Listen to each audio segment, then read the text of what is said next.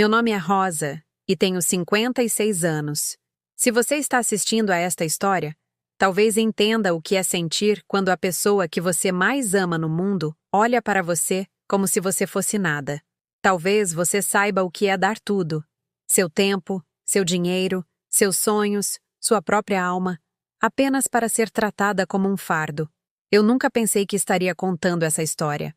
Por meses, me convenci de que era só uma fase, que meu filho Juliano se lembraria de quem o criou, de quem sacrificou tudo para garantir que ele tivesse oportunidades que eu nunca tive. Mas eu estava errada. Tão terrivelmente errada. Tudo começou numa terça-feira à tarde, em março.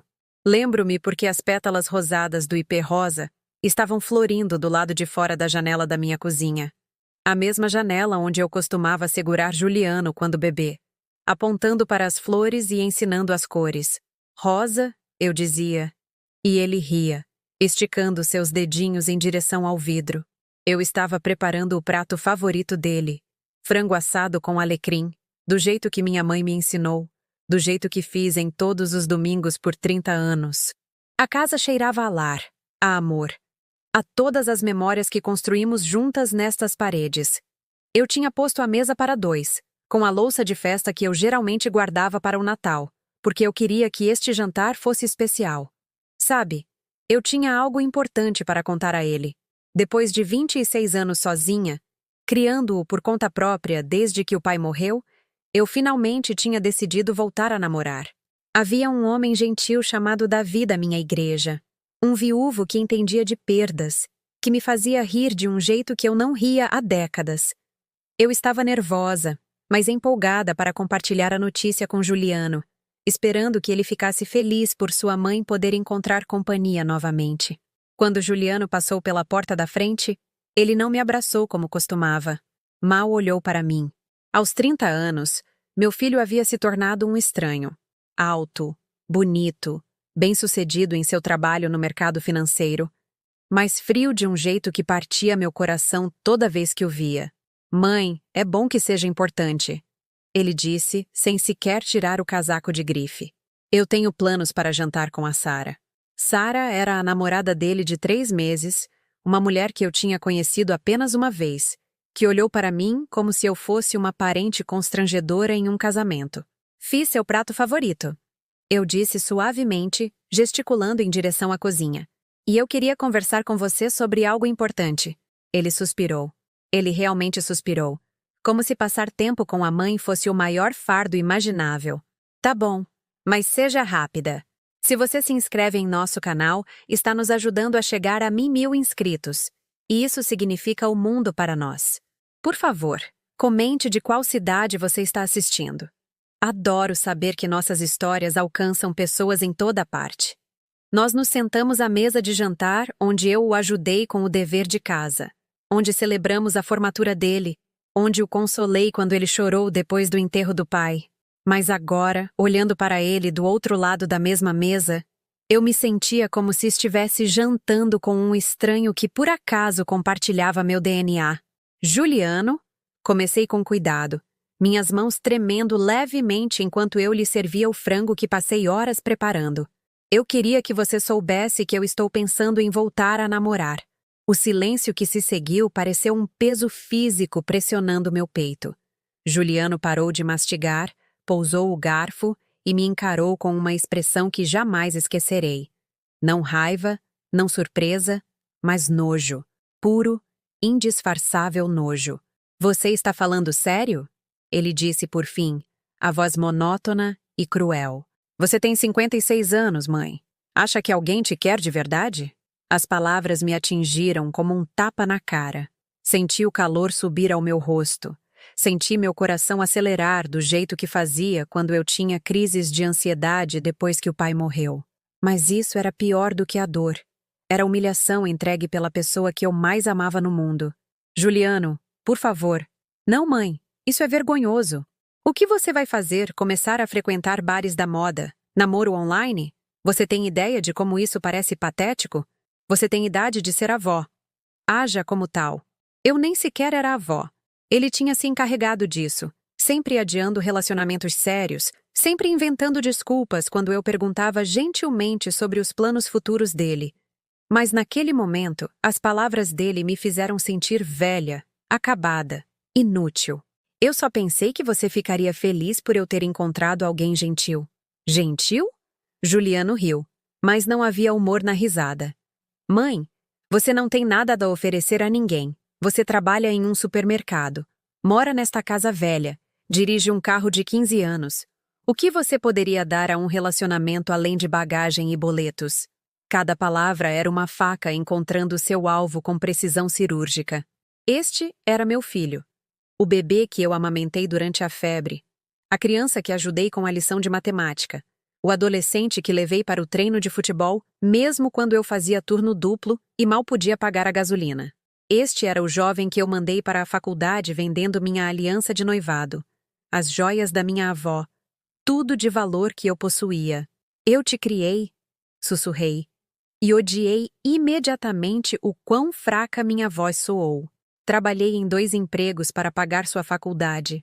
Abri mão de namorar por 26 anos porque queria focar em ser sua mãe. E veja no que deu, ele disse, gesticulando com desprezo para nossa casa modesta. Você abriu mão de namorar e conquistou o quê? Exatamente? Você ainda é pobre. Ainda trabalha no varejo. Ainda mora na mesma casa que o papai te deixou. Todo esse sacrifício. E para quê? Eu o encarei do outro lado da mesa.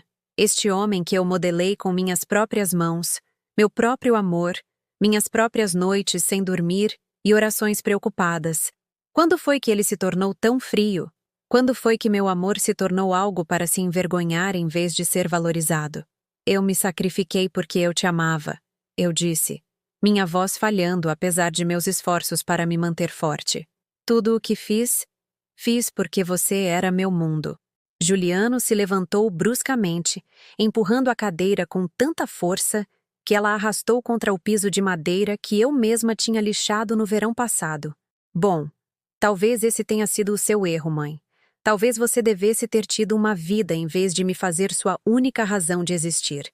Não é saudável.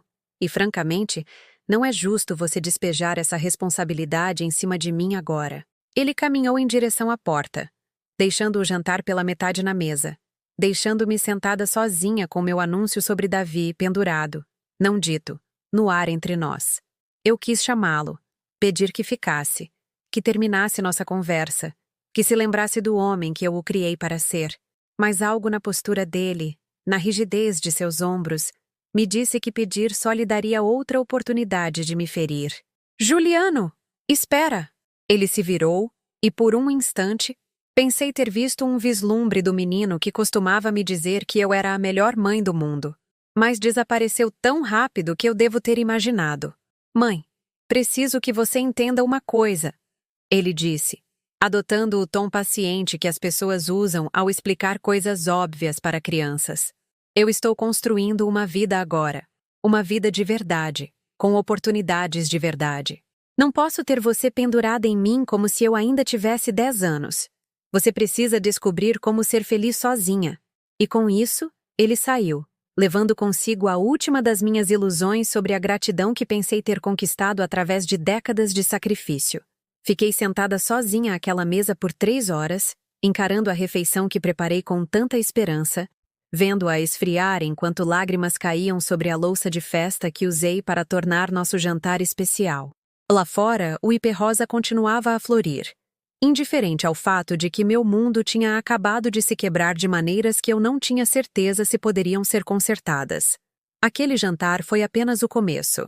Nas semanas seguintes, eu continuei dizendo a mim mesma que Juliano estava passando por uma fase difícil, que o estresse do trabalho o estava deixando irritado, que eventualmente meu filho amoroso voltaria. Eu inventava desculpas para ele, como as mães fazem quando não suportam admitir que o filho que criaram se tornou alguém que não reconhecem. Comecei devagar, tentando reconstruir a ponte entre nós. Eu mandava mensagens, ligava, tentava demonstrar interesse na vida dele, mas cada interação parecia forçada, como se ele estivesse cumprindo uma obrigação de uma lista de tarefas em vez de falar com a mãe. Juliano, eu estava pensando em você. Eu dizia quando ele finalmente retornava minhas ligações. Mãe, estou ocupado. O que você precisa? O que você precisa? Não como você está. Não, eu também senti sua falta. Apenas a suposição de que eu estava ligando porque queria algo dele. Comecei a notar coisas para as quais eu estava cega antes. Em reuniões de família, Juliano se posicionava do outro lado da sala, longe de mim. Se parentes perguntavam sobre o trabalho dele, ele ficava animado e charmoso. Mas se alguém mencionava algo que eu tinha feito, uma promoção no trabalho, um bolo que eu tinha assado para a igreja, o rosto dele ficava inexpressivo, e ele rapidamente mudava de assunto. Minha irmã, Maria, notou antes que eu estivesse pronta para admitir. Durante a festa de formatura da filha dela, ela me puxou para um canto. Rosa, o que está acontecendo com Juliano? Ela perguntou baixinho. Ele apresentou Sara para todo mundo. Contou tudo sobre ela. Mas quando as pessoas perguntaram sobre você, ele disse que você trabalha no varejo e mudou de assunto. As pessoas nem perceberiam que você é a mãe dele. A observação me atingiu como um golpe físico. Meu próprio filho tinha vergonha de mim. Talvez ele só não goste de falar sobre a família, eu disse debilmente. Maria tocou meu braço. Rosa, você teve 2 empregos para pagar a faculdade dele. Você vendeu sua aliança para os livros dele. Qualquer filho que preste teria orgulho de te chamar de mãe. Naquela noite, deitei na cama olhando para o teto, revivendo cada interação que tive com Juliano nos últimos 6 meses. Como eu tinha perdido os sinais. Quando foi que a distância dele se transformou em rejeição ativa? Quando foi que meu amor se tornou algo que ele achava pesado em vez de precioso? O limite veio 3 semanas depois, no Dia das Mães. Passei a manhã na igreja, ouvindo o pastor Roberto fazer um sermão sobre honrar nossos pais, sobre gratidão e laços familiares. Ao meu redor, famílias sentavam-se juntas nos bancos, filhos adultos com os braços em volta de mães e pais idosos, netos fazendo desenhos para os avós. Eu estava sozinha, como há anos, mas desta vez a solidão parecia diferente, mais pesada, mais permanente. Eu tinha comprado um cartão para Juliano. Não para ele me dar, mas para eu dar a ele, agradecendo por ser meu filho. Era algo que eu fazia em todos os dias das mães desde que ele se tornou adulto. Uma pequena tradição que lembrava a nós dois que ser mãe dele era o maior presente que eu já havia recebido. O cartão era simples, com a imagem de flores rosadas na frente, e dentro eu escrevi: Obrigada por me fazer mãe. Foi o maior privilégio da minha vida. Eu te amo para sempre. Dirigi até o prédio de alto padrão dele no centro, um edifício moderno com portaria 24 ar e piso de mármore no saguão. O tipo de lugar que eu jamais poderia pagar, mas que ajudei a garantir coassinando o contrato de aluguel quando ele estava apenas começando a carreira. Eu planejava convidá-lo para jantar, talvez fazer a sobremesa favorita dele, passar o dia juntos como costumávamos. Mas, quando entrei no saguão, o vi imediatamente. Ele estava perto dos elevadores com Sara e outro casal que eu não reconheci, todos elegantemente vestidos como se estivessem indo para um lugar especial. Juliano estava rindo de algo que o homem tinha dito, o rosto animado de um jeito que eu não via há meses. Aproximei-me deles com meu cartão na mão, meu coração batendo rápido com a empolgação nervosa. Talvez me ver o lembrasse de todos os nossos bons momentos juntos. Talvez este fosse o momento em que nos reconectaríamos. Juliano! Chamei, acenando levemente. Ele se virou, e a mudança na expressão dele foi instantânea. O riso morreu em seu rosto, substituído por algo que parecia quase pânico. Ele olhou rapidamente para os amigos, depois de volta para mim, e pude vê-lo calculando, tentando descobrir como lidar com essa complicação inesperada. Mãe, ele disse friamente, o que você está fazendo aqui? É Dia das Mães, eu disse, sentindo-me subitamente tola por ter que explicar. Eu te trouxe algo e pensei que talvez pudéssemos passar um tempo juntos. O silêncio que se seguiu foi excruciante. Sara se mexeu desconfortavelmente, olhando entre Juliano e eu como se estivesse assistindo a uma partida de tênis. O outro casal trocou olhares que claramente diziam que eles se sentiam constrangidos por testemunhar aquele momento familiar. Nós estamos de saída, na verdade, disse Juliano, a voz adotando aquele tom educado, mas distante, que ele usaria com uma vendedora insistente. Temos reservas para o brunch. Ah, eu disse, tentando esconder minha decepção. Talvez mais tarde, então? Eu poderia fazer o jantar. Mãe, eu estou ocupado hoje. Talvez outra hora. Talvez outra hora. No Dia das Mães. Como se passar tempo com a mãe fosse algo que pudesse ser reagendado como uma consulta ao dentista ou uma troca de óleo. Sara tocou o braço de Juliano. Um gesto que era claramente para ser de apoio, mas que pareceu sal em uma ferida aberta. Ali estava esta mulher que ele conhecia há 4 meses. Alguém que tinha o privilégio de compartilhar o brunch de domingo dele, enquanto a mãe dele estava em um saguão sendo educadamente dispensada. Bom, eu disse, forçando um sorriso que parecia que ia rachar meu rosto. Vou apenas te dar isso e deixar você ir. Eu estendi o cartão, e Juliano o pegou com o mesmo entusiasmo que alguém demonstraria ao receber uma mala direta. Ele não abriu. Não leu a mensagem que passei 1 hora elaborando. Apenas enfiou no bolso do casaco como se fosse algo para ser resolvido mais tarde, quando pessoas mais importantes não estivessem olhando. Obrigado, mãe, ele disse, já se virando de volta para os amigos. Eu te ligo. Mas ele não ligou. Nem naquele dia, nem naquela semana, nem na semana seguinte. Eu esperei ao lado do telefone como uma adolescente apaixonada, checando minhas mensagens obsessivamente, perguntando se de alguma forma eu tinha perdido a ligação dele. Cheguei a ligar para a companhia telefônica para ter certeza de que meu serviço estava funcionando corretamente. 2 semanas depois, encontrei a dona Henderson no supermercado. Ela era uma senhora gentil que sempre perguntava sobre Juliano. Como está aquele seu filho bonito? Ela perguntou enquanto estávamos na seção de hortifruti. Ele está bem, eu disse automaticamente. Eu o vi naquele restaurante chique no centro na semana passada. Ela continuou. Ele estava com uma jovem adorável e os pais dela. Comemoração em família? Minhas mãos pararam. Juliano tinha levado Sara e os pais dela para jantar. Um jantar formal, caro, e eu não sabia disso. Enquanto eu esperava que ele retornasse minha ligação de Dia das Mães, ele estava encantando outra família. Sim, consegui dizer, embora minha garganta estivesse apertada. Uma comemoração. Naquela noite, sentei na minha sala de estar segurando o cartão de Dia das Mães que eu tinha dado a ele, o que ele nunca abriu. Eu o encontrei 3 dias depois na minha caixa de correio. Ele realmente o tinha enviado de volta para mim sem abri-lo primeiro. O envelope tinha o endereço dele e um selo, como se devolver o amor da mãe fosse uma transação comercial. Abri o cartão e li minhas próprias palavras. Obrigada por me fazer mãe. Foi o maior privilégio da minha vida. Eu te amo para sempre.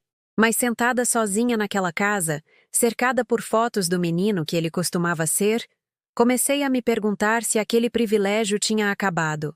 Se o filho que eu criei tinha ido embora, substituído por este estranho que via meu amor como um embaraço. Pela primeira vez, desde que o pai morreu, chorei até dormir. Não pela dor do que perdi, mas pela terrível percepção de que eu talvez nunca tivesse tido aquilo de verdade. Os meses de verão trouxeram uma esperança desesperada à qual tenho vergonha de admitir que me agarrei.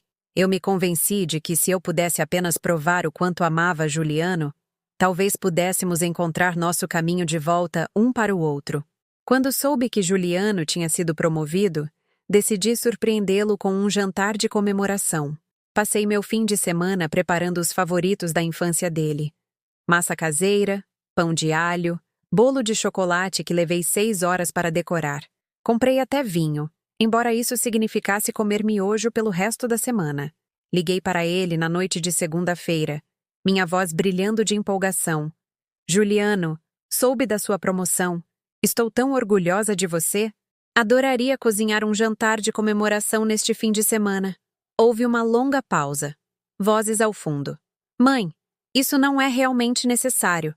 Vamos dar uma festa na casa da Sara no sábado. Os pais dela estão vindo de São Paulo para conhecer todo mundo. Todo mundo. Todo mundo, exceto eu. Ah, Eu disse, tentando manter a decepção fora da minha voz. Bem, talvez domingo, então?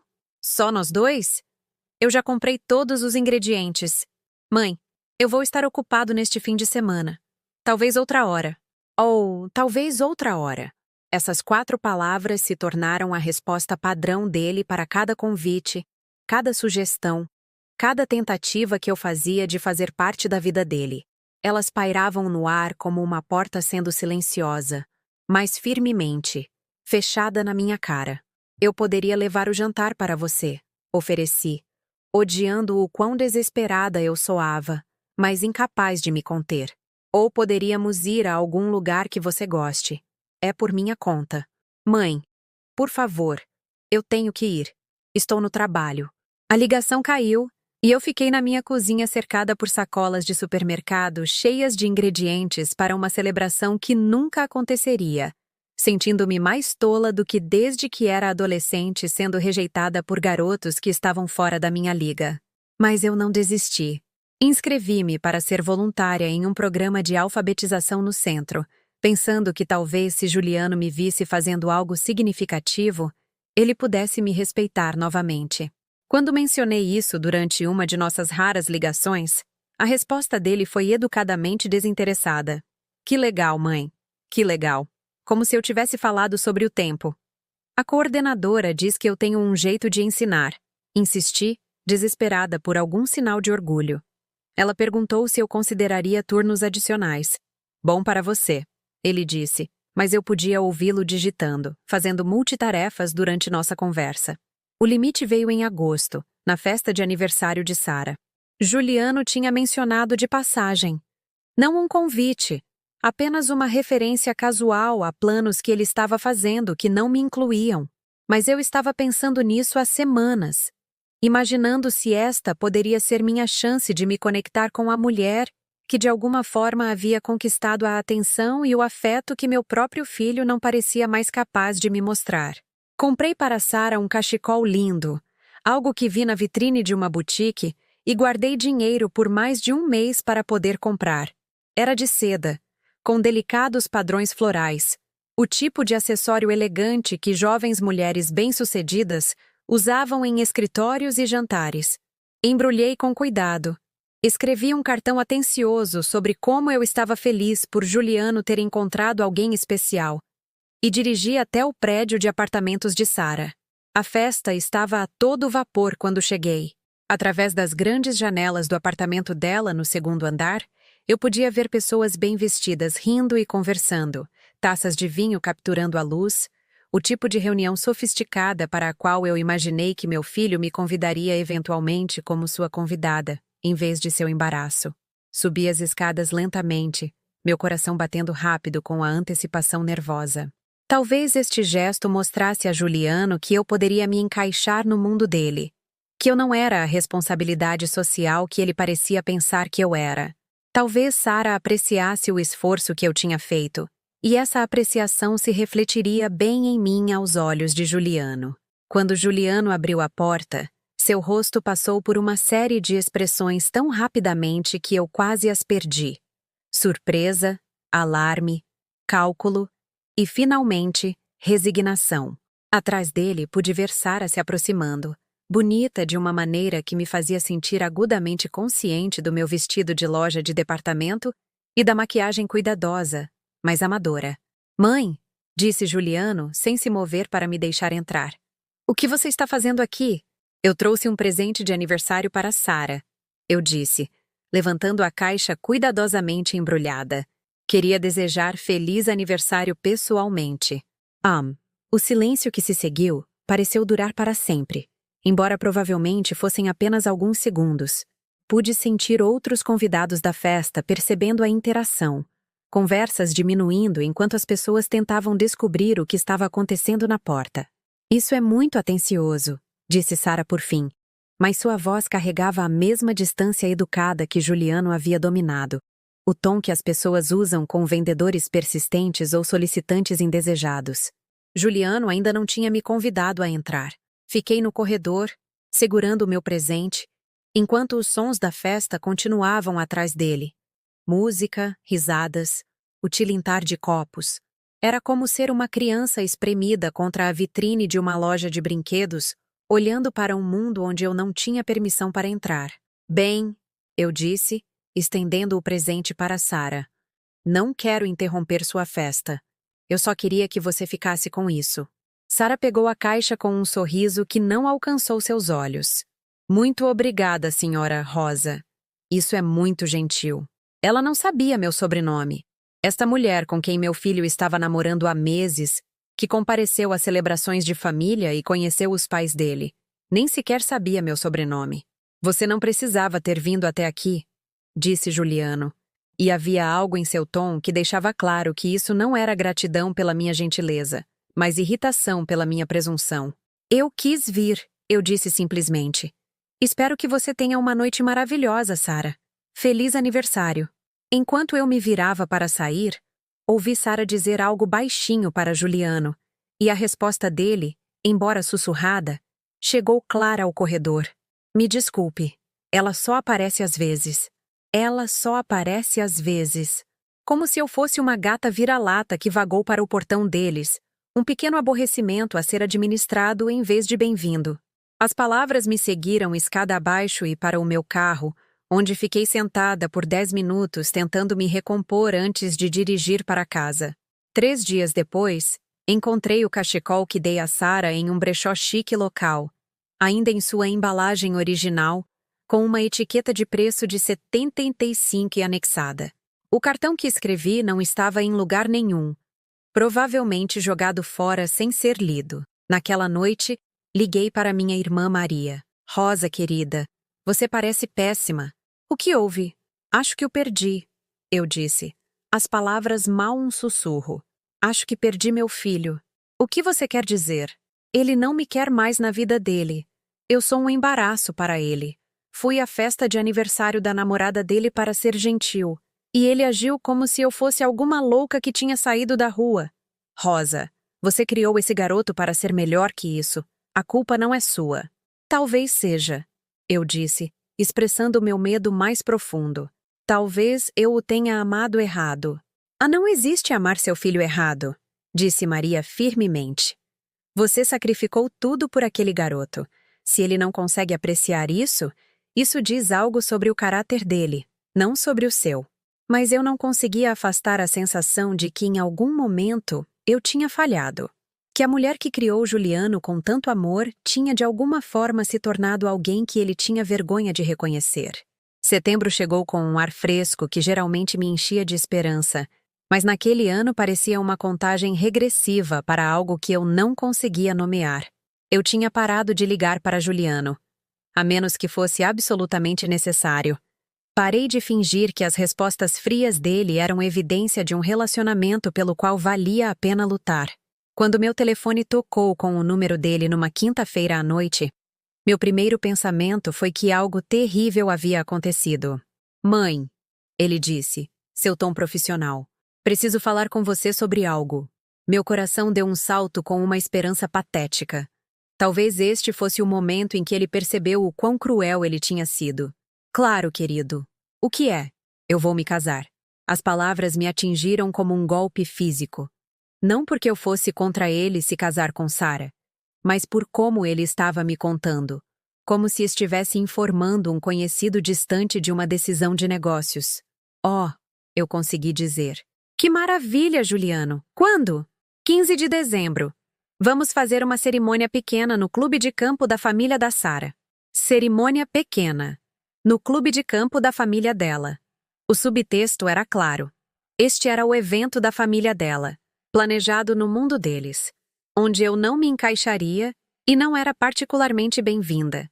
Estou tão feliz por vocês dois, eu disse, embora minha voz soasse vazia até para mim. Posso ajudar com alguma coisa? Eu poderia... Mãe, é exatamente sobre isso que eu queria falar com você. A voz dele adotou aquele tom cuidadoso novamente. Aquele que ele usava quando estava prestes a dar uma notícia que ele sabia que eu não gostaria. O casamento vai ser muito íntimo. Apenas família imediata. Os pais da Sarah, a irmã dela, meus padrinhos. Lista de convidados muito pequena.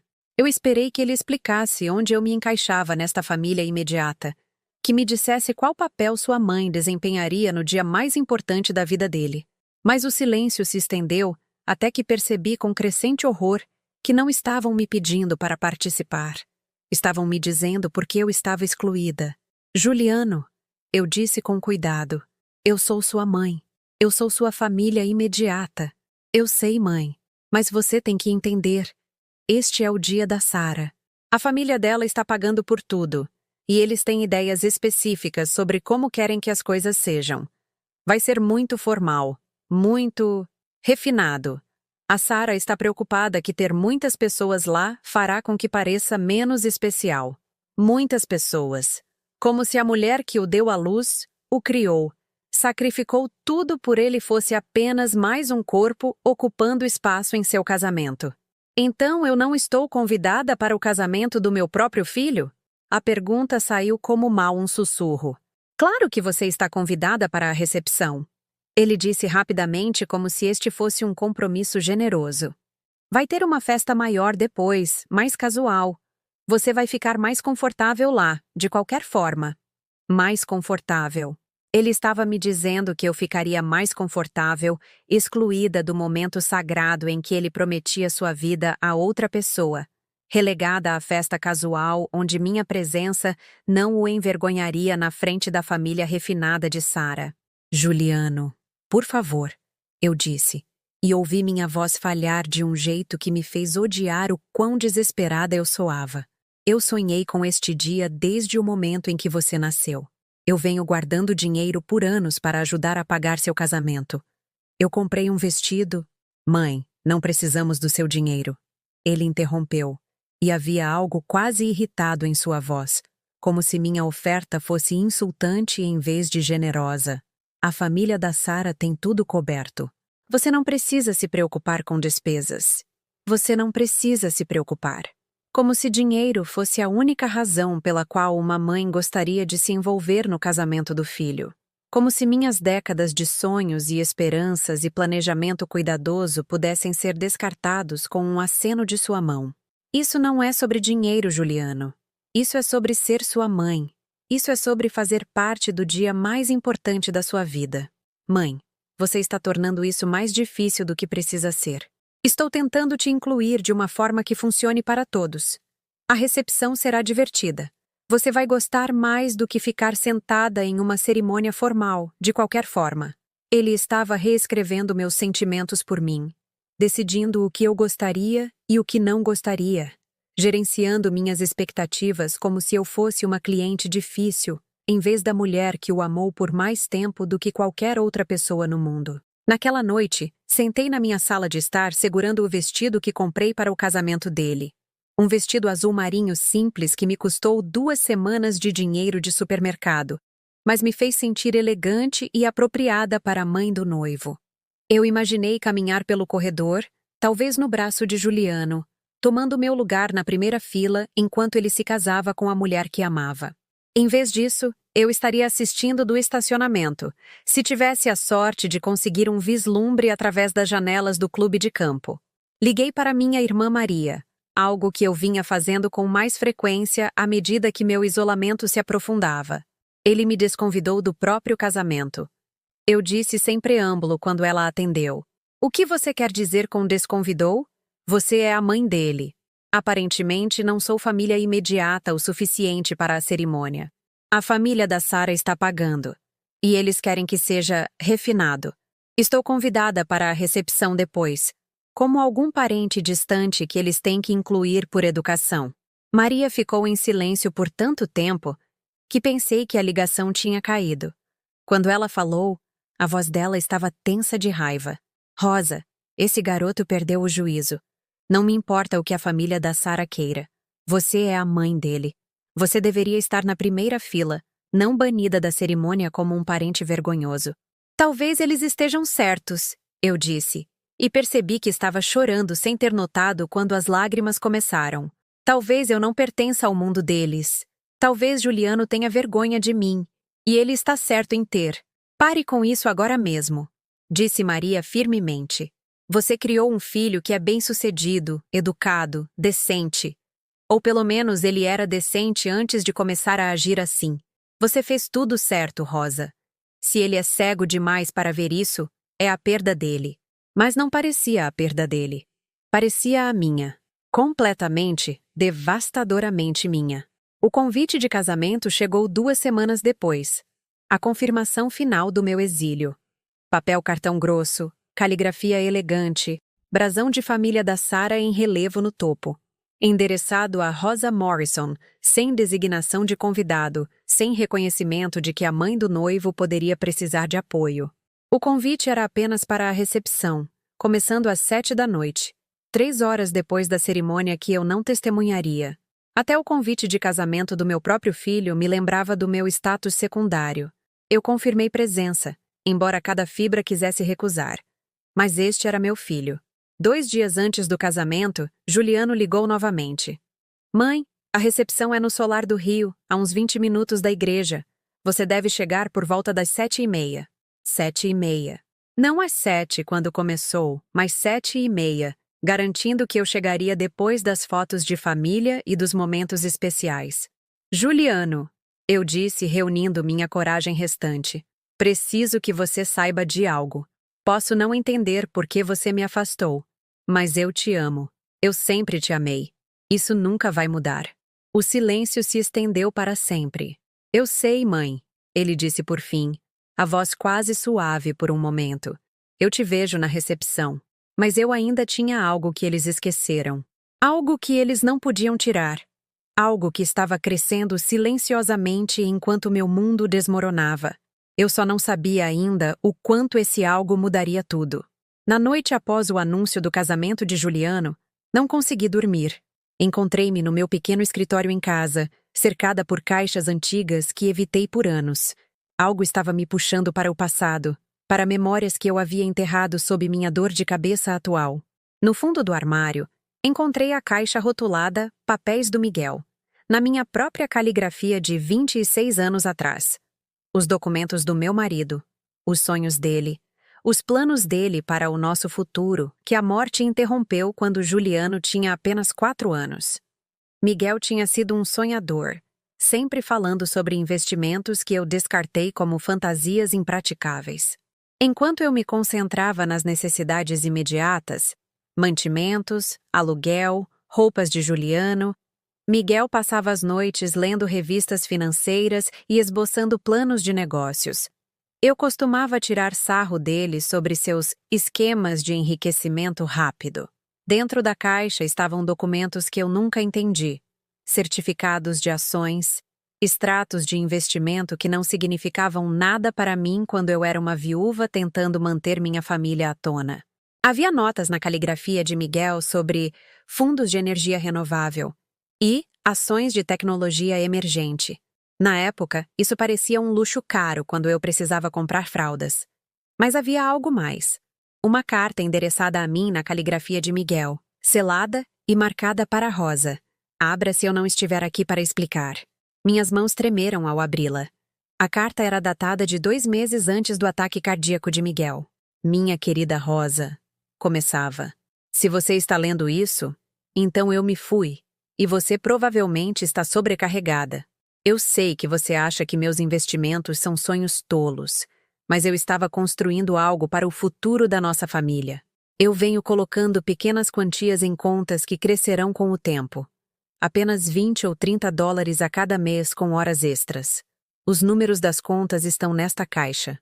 Prometa-me que você não tocará neste dinheiro, a menos que seja absolutamente necessário. Deixe-o crescer. Em 20 anos, isso pode lhe dar segurança de verdade.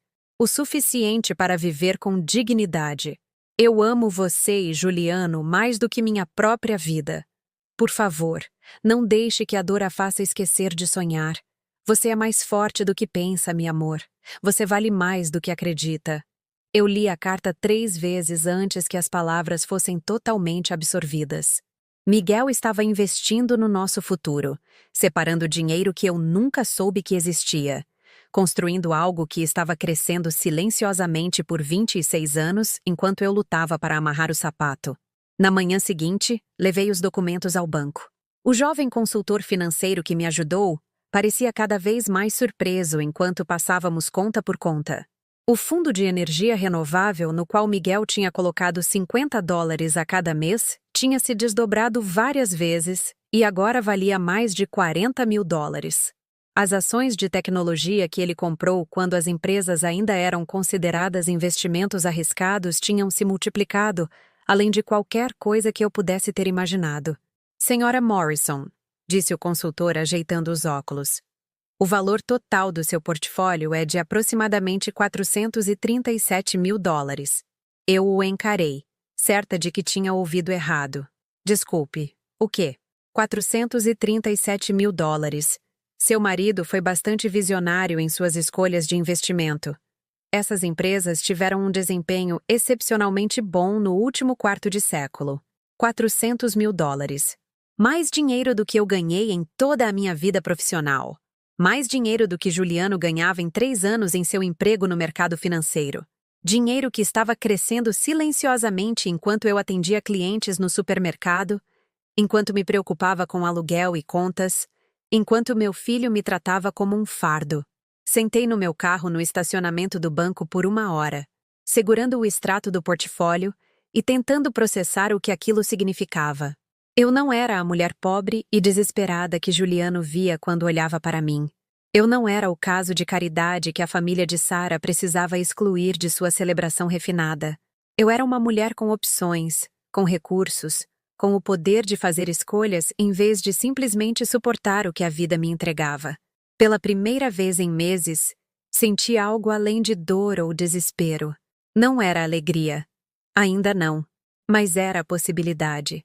Era o despertar silencioso de uma força que eu tinha esquecido que possuía. Nas semanas seguintes, comecei a observar minha vida com novos olhos. Comecei a pesquisar, como Miguel costumava fazer. Li sobre investimentos e fundações de caridade, sobre mulheres da minha idade que começaram novos capítulos após perdas e decepções. Eu aprendi sobre organizações que ajudavam idosos abandonados. O casamento de Juliano ainda estava a 2 semanas de distância. Mas algo fundamental havia mudado. Eu não iria como a mãe desesperada implorando por migalhas de atenção. Eu iria como Rosa Morrison, uma mulher que criou um filho bem-sucedido através do sacrifício, que havia descoberto que possuía recursos e força que nunca soubera que tinha. Comprei um vestido novo. Não da loja de departamento, mas de uma boutique onde a vendedora me tratou com o respeito que eu tinha esquecido que merecia. O vestido era elegante, verde escuro, realçando meus olhos de um jeito que me lembrava que eu ainda era digna de admiração. Fiz ligações para advogados sobre como montar uma fundação de caridade. Pesquisei propriedades em bairros melhores. Procurei centros comunitários que precisavam de financiamento, organizações que serviam mulheres como eu, que foram descartadas por filhos ingratos. A mulher que Juliano veria em sua recepção ainda seria sua mãe. Ela ainda o amaria. Mas ela não seria mais a mulher que implorava por sua aprovação ou pedia desculpas por existir. Ela seria alguém inteiramente diferente. Alguém que ele nunca se deu ao trabalho de conhecer. Alguém cuja força não tinha nada a ver com a opinião dele sobre ela. Não era vingança. Era decisão. 2 dias antes do casamento, liguei para o escritório de advocacia com o qual estava trabalhando para montar a Fundação Rosa Morrison para idosos abandonados. A papelada estava quase completa. O financiamento inicial garantido pelos investimentos de Miguel. Minha advogada, uma mulher gentil na casa dos 50 que ouviu minha história sem julgamento, garantiu-me que tudo estaria finalizado dentro de 1 semana. Senhora Morrison, ela disse. Em 20 anos de prática, raramente vi alguém transformar sua dor em algo tão construtivo. Sua fundação vai mudar vidas. Naquela noite, olhei para mim mesma no espelho vestindo o vestido verde que comprei para a recepção de Juliano.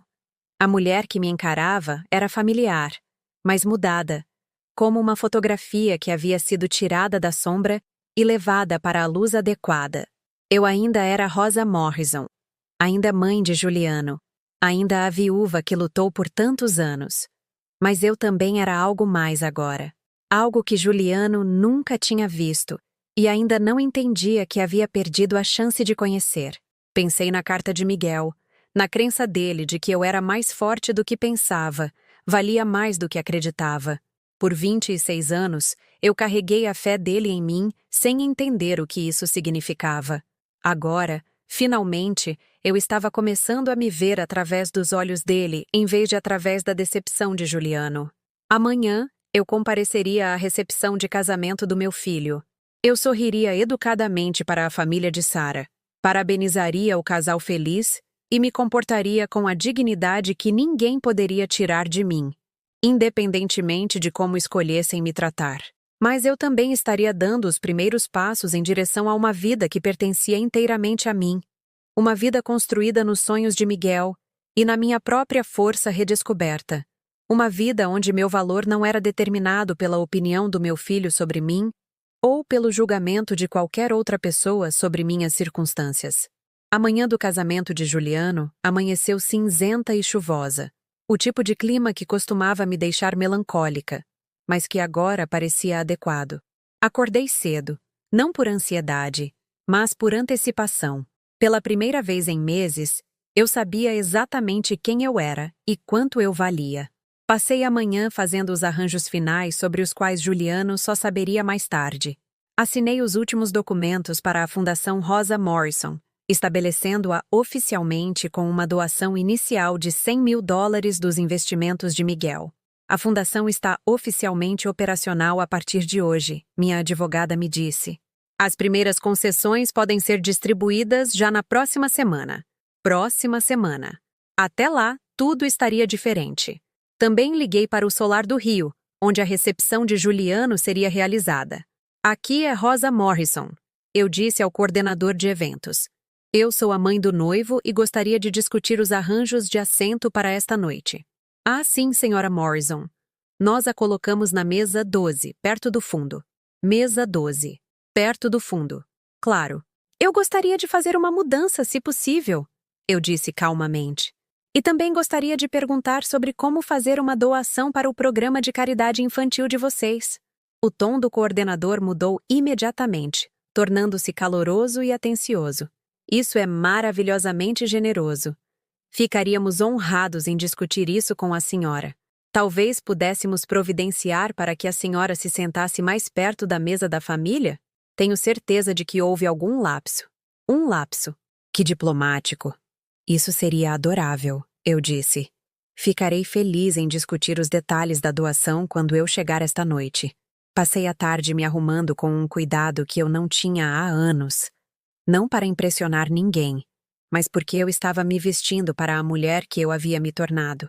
Pedi para arrumarem meu cabelo profissionalmente, onde a cabeleireira comentou como minhas mechas prateadas estavam bonitas. A senhora tem uma estrutura óssea linda, ela disse. Deveria usar o cabelo mais afastado do rosto.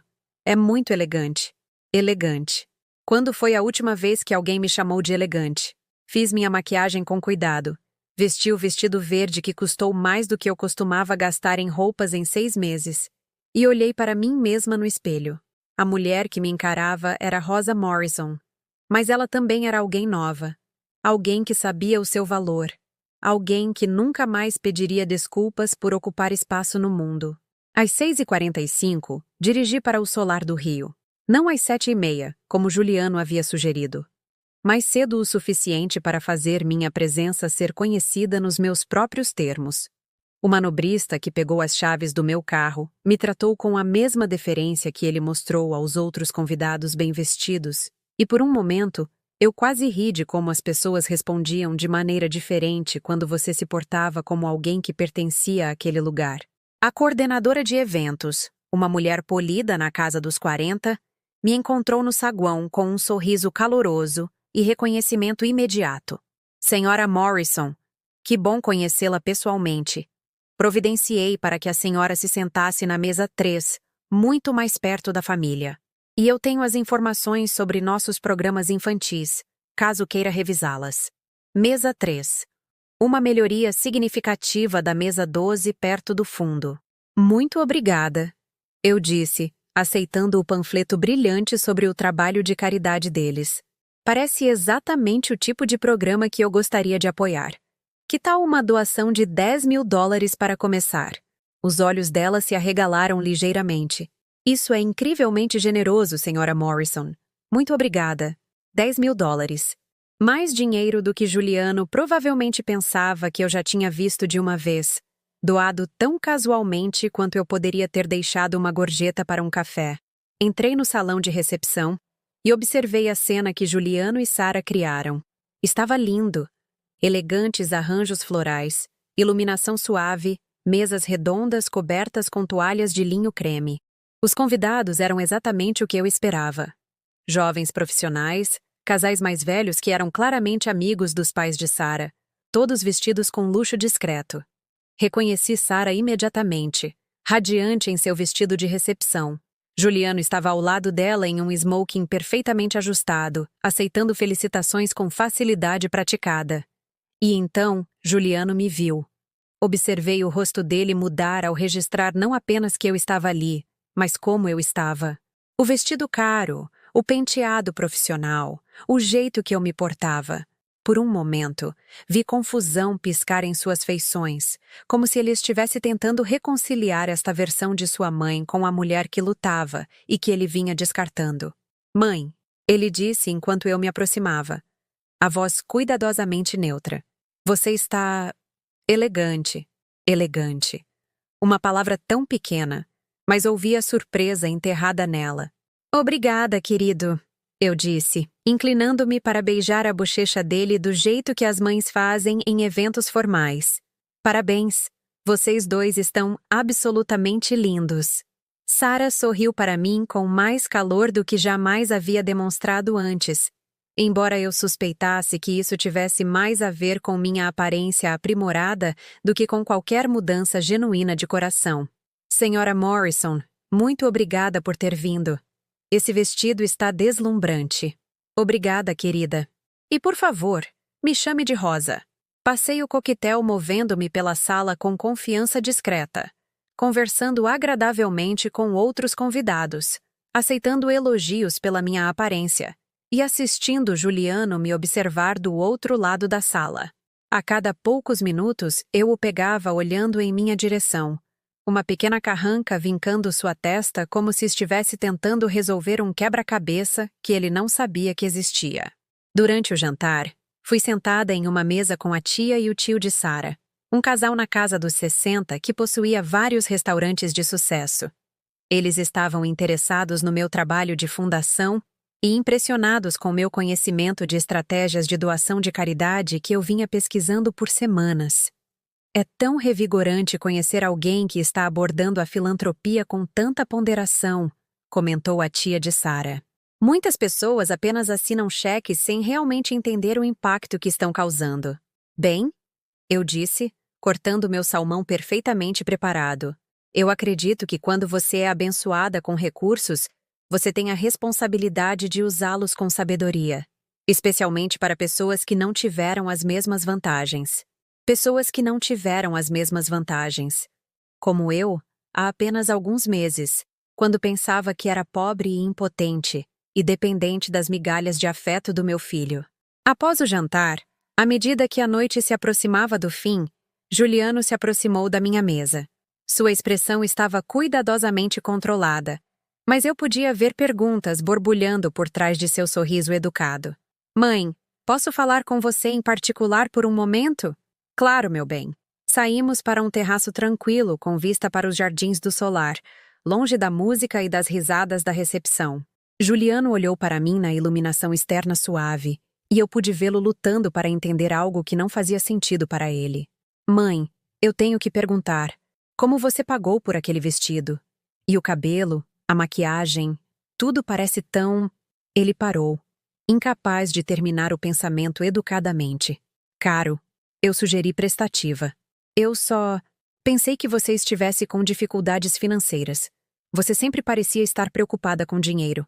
Eu sorri para ele. O tipo de sorriso gentil que uma mãe dá a um filho que acabou de perceber algo importante, mas ainda não descobriu o que isso significa. Ah, Juliano, eu disse suavemente. Há tanta coisa sobre mim que você nunca se deu ao trabalho de aprender. Essa frase pairou no ar entre nós como um desafio que Juliano não estava preparado para enfrentar. Eu podia vê-lo processando minhas palavras, tentando entender o que havia mudado. "O que você quer dizer?" Ele perguntou, a voz carregando genuína curiosidade misturada com preocupação. Eu sorri para ele, o mesmo sorriso gentil que dei a ele quando era pequeno, e fazia perguntas complexas. "Juliano, você se lembra do sonho do seu pai sobre investir? De como você revirava os olhos quando ele falava sobre os esquemas dele?" O rosto dele mudou ligeiramente. "Mãe, esta não é realmente a hora. Aquelas velhas ideias," eu interrompi suavemente, "estiveram crescendo silenciosamente por 26 anos. Seu pai estava guardando pequenas quantias todos os meses, investindo em empresas que ele acreditava que mudariam o mundo. Apple, Microsoft, Tesla, fundos de energia solar." A expressão de Juliano mudou de impaciência para confusão. "Mãe, o que você está dizendo?" "Estou dizendo que enquanto você tinha vergonha de sua pobre mãe que trabalha em um supermercado, essa pobre mãe estava sentada em cima de quase $500 mil em investimentos que ela nem sabia que existiam até o mês passado." A cor sumiu do rosto dele. $500 mil. 437 mil, para ser precisa. "Eu já usei parte disso para estabelecer uma fundação para idosos cujas famílias os abandonaram. A Fundação Rosa Morrison. Estaremos ajudando mulheres como eu que foram descartadas por filhos ingratos." A boca de Juliano abriu e fechou sem som. Atrás de nós, eu podia ouvir a recepção continuando. Risadas, música, celebração. "Você tinha dinheiro todo esse tempo?" ele perguntou por fim. "Eu tinha dinheiro que não sabia enquanto você me tratava como caso de caridade." Eu corrigi gentilmente. "Enquanto você me excluía da sua vida porque eu te envergonhava. Enquanto você dizia à sua namorada que eu só apareço às vezes como um animal de rua." Ele parecia envergonhado, mas a vergonha foi rapidamente substituída por um olhar calculista, a expressão que ele usava ao tentar virar uma situação a seu favor. "Mãe, se você tivesse me contado sobre o dinheiro, as coisas teriam sido diferentes." "Teriam?" perguntei. "Você teria de repente me respeitado porque eu tinha um saldo bancário que você aprovava? Você teria tido orgulho de me apresentar à família de Sarah se soubesse que eu podia pagar um vestido de grife? Isso não é justo," ele disse. Mas sua voz não tinha convicção. "Justo?" Eu ri. E não havia humor nisso. "Juliano, você me desconvidou da sua cerimônia de casamento porque a família de sua nova esposa poderia me achar vergonhosa. Você passou meses me tratando como um fardo, como uma obrigação da qual mal podia esperar para se livrar. E agora você quer falar sobre o que é justo?" "Eu estava tentando te proteger," ele disse desesperadamente. "A família de Sarah pode ser cheia de dedos. Eu pensei que você ficaria mais confortável." "Você pensou que eu ficaria mais confortável sendo excluída do dia mais importante da vida do meu filho?" Minha voz permaneceu calma, mas eu podia sentir 26 anos de dor reprimida, afiando cada palavra. "Você pensou que eu ficaria mais confortável sentada no estacionamento enquanto meu único filho se casava?" Juliano olhou de volta para a recepção, onde Sarah provavelmente estava se perguntando para onde seu novo marido havia desaparecido, onde a família dela estava desfrutando da celebração que pagaram e controlaram completamente. "Mãe, por favor, este é o meu dia de casamento. Podemos falar sobre isso depois?" "Seu dia de casamento," repeti. "Sim. É. O dia em que você escolheu excluir sua mãe da cerimônia porque ela poderia te envergonhar na frente do tipo certo de pessoas. O dia em que você decidiu que o amor não era tão importante quanto as aparências." Estendi a mão para minha bolsa e peguei um envelope com o nome de Juliano escrito nele. "Eu te trouxe algo," eu disse. "Um presente de casamento." Ele pegou o envelope com dedos trêmulos. Dentro estava um cheque de $25 mil e uma nota que ele leu em voz alta. "Para meu filho Juliano, no dia do seu casamento. Isso representa cada dólar que eu gastaria em uma celebração de casamento para um filho que tivesse orgulho de me chamar de mãe. Como essa celebração nunca acontecerá, talvez você possa usá-lo para a sua lua de mel. Com amor, da mãe que você teve vergonha de sentar à mesa da família." Juliano encarou o cheque e eu observei o peso total do que ele perdeu começar a atingi-lo. Não apenas o dinheiro, mas a percepção do que ele jogou fora. Mãe, Ele começou, mas eu levantei a mão. Aquele cheque representa apenas um presente que eu teria dado a você se tivesse me permitido fazer parte da sua vida como sua mãe, em vez de me tratar como um embaraço. A fundação que estabeleci ajudará mulheres cujos filhos as abandonaram, mas também servirá como um lembrete de como uma família de verdade deveria ser. Eu me aproximei dele. Eu te criei para ser melhor do que isso, Juliano. Eu tive 2 empregos para pagar sua faculdade. Vendi as joias da minha avó pelos seus livros. Sacrifiquei tudo para te dar oportunidades que eu nunca tive. E no momento em que você alcançou o sucesso, decidiu que eu não era mais boa o suficiente para compartilhá-lo com você. Eu nunca disse que você não era boa o suficiente. Ele protestou debilmente. Você não precisou dizer. Você demonstrou isso toda vez que me excluiu da sua vida. Toda vez que tratou meu amor como um fardo. Lá de dentro, eu podia ouvir a última música começando a tocar. Logo, os convidados iriam embora, e esta conversa se tornaria parte das memórias do casamento de Juliano para sempre. O dinheiro muda as coisas, não muda? Perguntei baixinho. Saber que sua pobre e vergonhosa mãe é, na verdade, financeiramente independente. Saber que enquanto você a tratava como caso de caridade, ela estava construindo uma fundação para ajudar outras mulheres abandonadas. O rosto de Juliano se contorceu. Mãe, sinto muito. Eu não sei como consertar isso. Eu toquei o rosto dele gentilmente. A fundação abre oficialmente na próxima semana. Vou fazer um jantar de gala no Grand Hotel Central no centro, sexta-feira às 7 da noite. Traje de gala. Todas as pessoas que você acha tão importantes estarão lá. Vereadores, grandes empresários. A esperança brilhou nos olhos dele. Vocês 2 serão bem-vindos, continuei. Se quiserem ver o que sua mãe construiu enquanto você decidia que ela não valia seu tempo. Mas, Juliano, eu não serei a mesma mulher que implorava pela sua atenção. Se você quiser fazer parte da minha vida daqui para frente, será porque você decidiu que eu valho a pena ser conhecida. E não porque de repente você descobriu que eu valho alguma coisa. Deixei Juliano parado naquele terraço segurando o cheque, o rosto pálido com o entendimento do que ele havia perdido. Eu não olhei para trás enquanto caminhava pelo salão de recepção, acenando educadamente para os convidados que sorriam para mim com um respeito recém-descoberto. Sarah se aproximou de mim perto da saída, sua expressão cuidadosamente neutra, mas curiosa. Senhora Morrison, muito obrigada por ter vindo esta noite. Ela disse com genuíno calor pela primeira vez. Foi incrivelmente generoso da senhora doar para o programa infantil do Solar. Foi um prazer, querida. Eu respondi. Eu acredito em apoiar causas que ajudam pessoas que precisam de defensores. Espero que nos vejamos mais vezes agora que Juliano e eu estamos casados. Eu sorri para ela. Isso dependerá inteiramente de Juliano. Mas suspeito que vocês 2 aprenderão bastante sobre mim nas próximas semanas. A viagem para casa foi pacífica de um jeito que eu não experimentava há meses.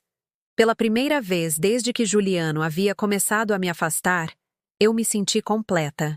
A semana seguinte passou em um turbilhão de atividades. A Fundação Rosa Morrison foi inaugurada oficialmente, e a resposta foi esmagadora. Emissoras de notícias locais queriam entrevistas. O gabinete do prefeito ligou sobre parcerias. Outros filantropos entraram em contato para colaborar. Senhora Morrison, disse a doutora Patrícia Helena, diretora dos Serviços Municipais ao Idoso, durante nosso almoço de quarta-feira, sua fundação está abordando uma crise que muitas pessoas ignoram. Filhos adultos que abandonam pais idosos criam uma epidemia silenciosa de isolamento. Eu tenho experiência pessoal com essa crise. Eu disse. É notável o quão invisível você pode se tornar para a sua própria família quando não é mais considerada útil. Na quinta-feira, eu ainda não tinha tido notícias de Juliano. Uma parte de mim esperava que ele ligasse imediatamente, mas este silêncio era provavelmente o melhor. Se ele fosse reconstruir nosso relacionamento, precisava ser genuíno. A noite de sexta-feira chegou com um ar fresco de outono que fazia tudo parecer possível. O salão de festas do Grand Hotel Central havia sido transformado para o jantar de gala de lançamento da fundação. Empresas locais haviam doado flores, buffet e entretenimento. A lista de convidados incluía vereadores, grandes empresários e exatamente o tipo de figuras da sociedade que Sarah acharia impressionante. Vesti um vestido longo azul meia-noite que comprei especificamente para esta noite.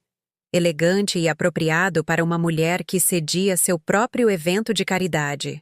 Meu cabelo estava penteado profissionalmente, minha maquiagem impecável, e quando olhei para mim mesma no espelho, vi alguém que pertencia a este mundo não porque foi convidada, mas porque criou seu próprio lugar nele. O salão encheu-se constantemente enquanto as 7 horas se aproximavam. Eu me movia pela multidão com fácil confiança, cumprimentando convidados, discutindo a missão da fundação, aceitando parabéns e doações com a graça de alguém que finalmente aprendeu seu próprio valor. Rosa, chamou Margarida, uma mulher que eu conhecia da igreja há anos, mas que nunca me deu atenção quando eu era apenas a operadora de caixa do supermercado. Isso é absolutamente maravilhoso. Eu não tinha ideia de que você estava envolvida com filantropia. É um desenvolvimento recente, eu disse com um sorriso. Às vezes, a vida nos dá oportunidades que nunca esperamos. Às 7h30, enquanto eu falava com o prefeito sobre iniciativas de moradia, eu os vi entrar no salão. Juliano vestia o mesmo smoking de sua recepção de casamento, parecendo bonito, mas incerto, enquanto examinava o salão. Sarah estava ao lado dele em um deslumbrante vestido de coquetel, sua expressão curiosa e maravilhada ao absorver o evento elegante e a distinta lista de convidados. Eles ficaram perto da entrada por vários minutos, claramente incertos sobre como lidar com esta versão de mim. A versão que exigia respeito de pessoas importantes, que sediava eventos em salões de festa, que movimentava-se pela alta sociedade com naturalidade e desenvoltura. Continuei minha conversa com o prefeito, mas observei Juliano e Sarah gradualmente se abrirem caminho pela multidão em minha direção. Outros convidados os pararam ao longo do caminho, apresentando-se, perguntando como eles me conheciam. Vi o rosto de Juliano mudar ao perceber que essas pessoas já me conheciam, já me respeitavam, já me consideravam alguém que valia a pena conhecer. Mãe, disse Juliano quando me alcançou, a voz cuidadosamente respeitosa. Isso é incrível. Eu não tinha ideia de que você conhecia tantas pessoas. Há muita coisa que você não sabe sobre mim, eu respondi gentilmente. Mas estou feliz que você tenha vindo esta noite. Quando me dirigi à multidão de 200 convidados, senti uma calma confiança que teria parecido impossível meses antes. Boa noite e obrigada a todos por estarem aqui. Comecei, olhando para os rostos reunidos para apoiar a fundação. A Fundação Rosa Morrison nasceu de um simples reconhecimento, que o valor de uma pessoa não é determinado por como os outros escolhem valorizá-la, que a dignidade não é algo que pode ser dada ou tirada por membros da família que decidem que não é mais conveniente amar você. Eu fiz uma pausa, deixando meus olhos encontrarem Juliano na multidão. Ele estava ouvindo atentamente, o rosto sério e focado. Muitas mulheres da minha idade foram descartadas por filhos que as veem como fardos em vez de bênçãos, que se esqueceram de que o amor não é condicional à conveniência e que as obrigações familiares não desaparecem quando se tornam inconvenientes. A multidão estava em silêncio, atenta a cada palavra. Esta fundação existe para lembrar a essas mulheres e às suas famílias que o valor não é medido por saldos bancários ou status social. É medido pelo amor que demos, pelos sacrifícios que fizemos e pela força que mostramos ao criar os filhos que às vezes se esquecem de nos valorizar. Quando terminei de falar, o aplauso foi estrondoso. As pessoas se levantaram, se aproximaram de mim com doações e ofertas de tempo de voluntariado. Compartilharam suas próprias histórias de abandono familiar e reconciliação. Juliano e Sarah ficaram até o fim, observando-me aceitar cumprimentos de líderes comunitários. Mãe, disse Juliano por fim, a voz mais suave, mais genuína. Eu te devo um pedido de desculpas que é muito maior do que qualquer coisa que eu possa dizer esta noite. Sim, eu concordei simplesmente. Você deve. Eu não sei como reconquistar o direito de te chamar de mãe depois da maneira como eu te tratei. Juliano, eu sempre serei sua mãe. Mas se você terá uma mãe que confia em você, que o inclui na vida dela, isso é algo que você terá que reconquistar. Sara se adiantou. Rosa, eu não tinha ideia de como Juliano estava tratando a senhora. Se eu soubesse, teria insistido para que a senhora fizesse parte da nossa cerimônia de casamento. Espero que, ao construir o casamento de vocês, se lembrem de que os relacionamentos familiares exigem cuidado, especialmente quando são difíceis. Eu gostaria de me envolver com a fundação, disse Juliano baixinho, se você me aceitar. Não para compensar o que fiz, mas porque eu quero aprender a ser o filho de uma mulher que finalmente estou começando a entender. Eu sorri para ele. O primeiro sorriso verdadeiramente caloroso que lhe dei em meses. A fundação sempre precisa de voluntários, especialmente aqueles que entendem o que é considerar as pessoas que os amam como garantidas. 3 meses depois, Juliano organizou um jantar para apresentar aos amigos a mãe dele, a filantropa que administrava a fundação que transformava vidas em toda a cidade. Esta é minha mãe, Rosa Morrison. Ele disse com um orgulho que eu não ouvia desde que ele era criança. Ela está fazendo um trabalho incrível ajudando famílias a reconstruírem relacionamentos danificados pela negligência. Naquela noite, dirigindo para casa, para meu lindo apartamento novo, pensei na carta de Miguel e na fé dele de que eu era mais forte do que pensava, valia mais do que acreditava. Ele estava certo, mas levou perder tudo o que eu achava que importava para descobrir tudo o que realmente importava. Aprendi que, às vezes, o maior presente que você pode dar a alguém é parar de aceitar menos do que você merece. E, às vezes, a coisa mais amorosa que você pode fazer é se recusar a permitir que os outros tratem seu amor como se não tivesse valor. No final, eu não me vinguei do meu filho. Eu consegui algo muito melhor. Eu me reconquistei.